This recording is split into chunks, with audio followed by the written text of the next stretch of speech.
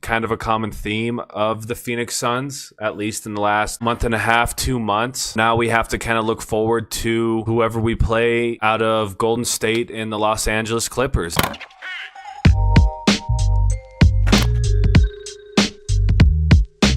What's up, everybody? Skywalk with Wetz podcast. It's your boy Wetz here. Tough night tonight. Phoenix Suns lose to the Portland Trailblazers by 4, 114 to 110. We're talking about a game where I felt like the Suns had multiple opportunities to win. From gaining a big lead in the first quarter to letting the Blazers get a big lead in the first quarter, in the second quarter, to cutting it down going into half with that big 4-point play by Jalen Green, to really battling with the Blazers in the second half, to gaining a double-digit lead even in the late third, early fourth quarter, I believe, to ultimately losing right down at the wire. Kind of a common theme of the Phoenix Suns, at least in the last month and a half, 2 months. It's really frustrating because this was the 7 and 8 matchup to guarantee the 7th seed in the Western Conference to match up with the San Antonio Spurs. Now we have to kind of look forward to whoever we play out of Golden State and the Los Angeles Clippers. And I would assume we're going to play the Los Angeles Clippers, which isn't a tough draw. I mean, it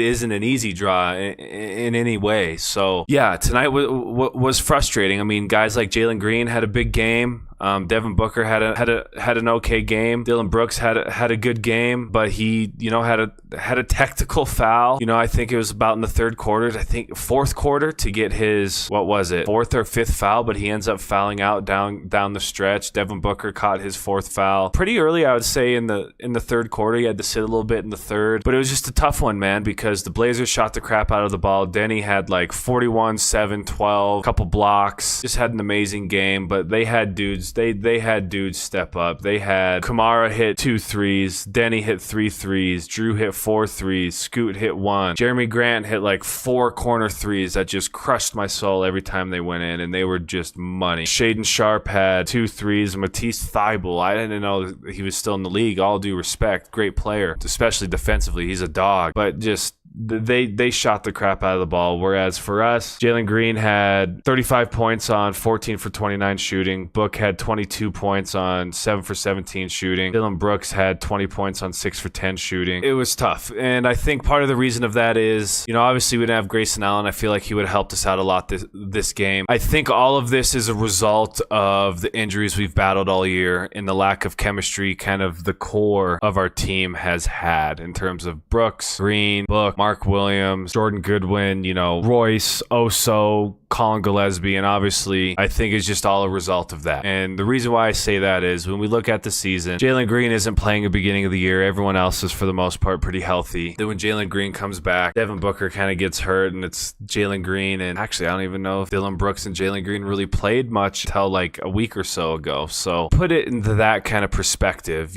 guys like Colin Gillespie and Royce and Oso and Jordan Goodwin and those kind of guys, their role's going to look different when you have our 3 studs on the court of Dylan Brooks, Jalen Green, Devin Booker, especially with usage, especially with shots, especially with minutes and all those kinds of things. So the Suns are essentially being asked right now to figure this out on the go, even though they haven't had much time on the court to work through situations like this together, knowing who's getting what shots, how to really play off each other and those kinds of things. And I think it showed. There's obviously times, and I feel like Jalen Green's still kind of been adjusting to playing with the Suns, because since he's been healthy, the lineups have looked a lot different. Book was even out for a little bit there, a couple weeks. Obviously, Dylan Brooks broke his hand. Mark Williams was out with like a stress reaction in his foot. Hard for a guy like Jalen Green, who showed up middle of the season due to injury, to really figure it out. And I guess we're just really asking him to try and go and get buckets. I mean, tonight he put up 29 shots, 12 more than Devin Booker, who was the second leading guy in terms of shots attempted. At the end of the game, again, I think it showed. Obviously, Dylan Brooks fouling out, getting the technical foul definitely did not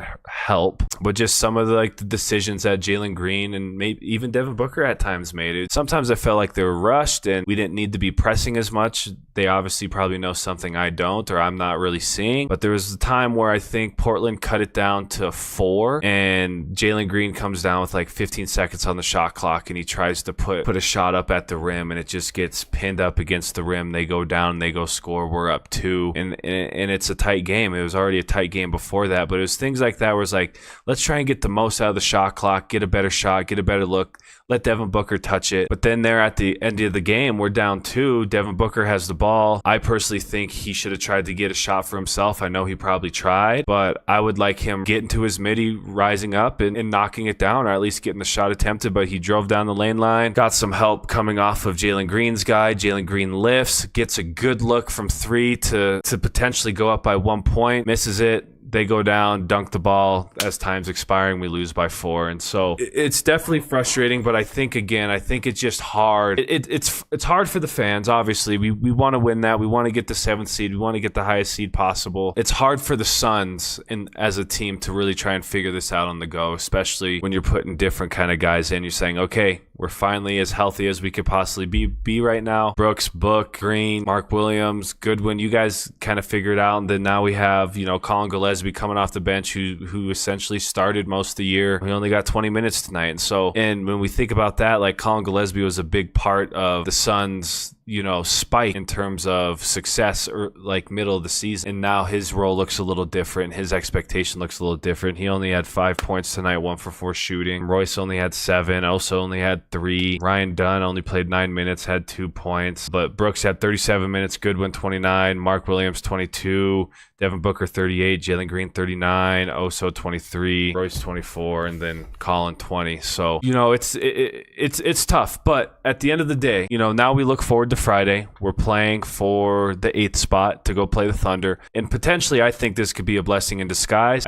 I'd rather match up with the Thunder, even though it's not a great matchup. But I feel like we have multiple guys we can throw at Shea. We have multiple guys we can throw at J-Dub and those other guys who give them success. They're obviously a really good team. But, if we get that 7th seed and we match up with the Spurs, it's kind of the same gig, but we have no one to throw at Wemby. So I think our best shot to win the first round is definitely as the 8th seed to play the OKC Thunder. And that's not an easy task. And the odds are definitely stacked against us, but we got to get through the game on Friday. The Clippers are playing really, really well, especially the second half of the season. Kawhi and a Ty Lue led team, still a scary team, and that's a team that I feel like can give OKC some problems as well. You got guys like Chris Dunn, for example, who is just a menace, an on-ball menace. He does all the little things that make a team great. Doesn't always show up on the stat sheet, but he's one of those guys that I feel like, a lot of organizations would want, and a lot of organizations don't want to be playing against, especially in a win or go home type of situation. So we'll see how it goes. And I think we just kind of keep our heads up, keep supporting these guys. It was definitely a frustrating game. It was nice to see Jalen Green have a pretty good game. The shot volume and some of the decision making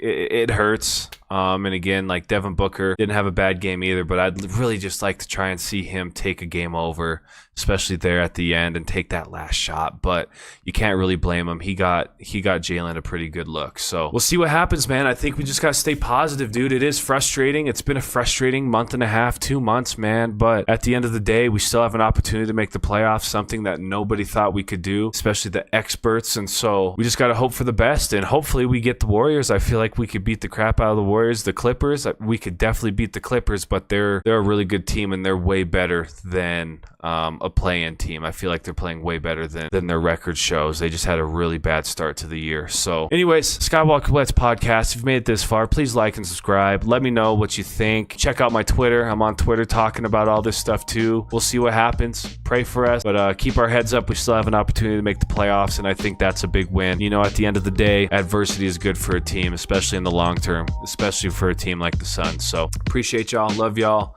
Let me know what you think.